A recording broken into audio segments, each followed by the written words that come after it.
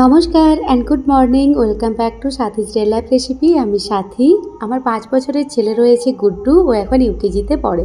ওকে আজকে স্কুল যাওয়ার আগে একটা মিল্কশেক বানিয়ে দিচ্ছি, সেটাই আপনাদের সাথে শেয়ার করছি। খুব গরম পড়েছে, এই মিল্কশেকটা খুবই পারফেক্ট।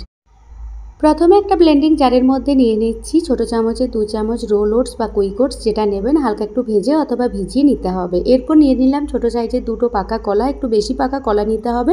বড় সাইজের কলা হলে একটা নিলেই হবে। এখানে আমি চিনি বা গুড় ব্যবহার করব না, তাই মিষ্টির জন্য নিলাম 4টে খেজুর। আর যেহেতু গরমটা খুব পড়েছে, সেই কারণে বাদাম বা ড্রাই ফ্রুটসের পরিমাণটা বাচ্চাদের কম দিতে হবে। সেই কারণে সারা রাত্রের ভিজিয়ে রেখেছিলাম 2টি বাদাম আর 1টি আখরোট, সেটা নিয়ে নিলাম খোসা ছাড়িয়ে। এর সাথে বড় চামচে 2 চামচ নিলাম টক দই। একদম ফ্রেশ তাজা টক দই নিতে হবে। তারপর অল্প একটু ঠান্ডা দুধ দিয়ে ভালোভাবে এটাকে স্মুথ পেস্ট বানিয়ে নিতে হবে। যদি 6 মাস থেকে 1 বছরের বা 2 বছরের বাচ্চা হয়, তাকে এরকম স্মুদিটাকেই অল্প চামচের সাহায্যে খাইয়ে দিলে সেটা বেশ ভালো, অল্প পরিমাণে আর কি।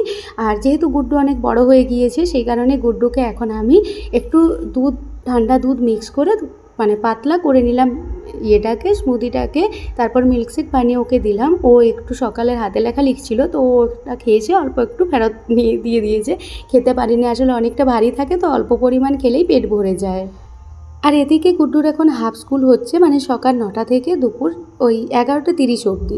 তো সেই কারণে ওকে অর্ধেক আপেল একদম খোসা ছাড়িয়ে কেটে ছোটো ছোটো টুকরো করে কেটে একটু লেবুর রস মাখিয়ে দিলাম। তাতে অক্সিডেশন হয় না আপেলের কালারটা চেঞ্জ হয় না, স্বাদটাও চেঞ্জ হয় না, খেতে ভালো লাগে।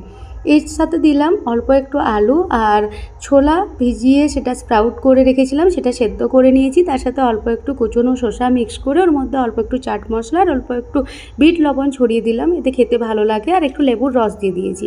এর সাথে বাড়িতে তৈরি একটা কাপকেক দিলাম। এই ছিল গুড্ডুর আজকের স্কুল টিফিন। গুড্ডুকে স্কুলে পৌঁছে দিয়ে আসি। আজকের মতো আসি, টাটা।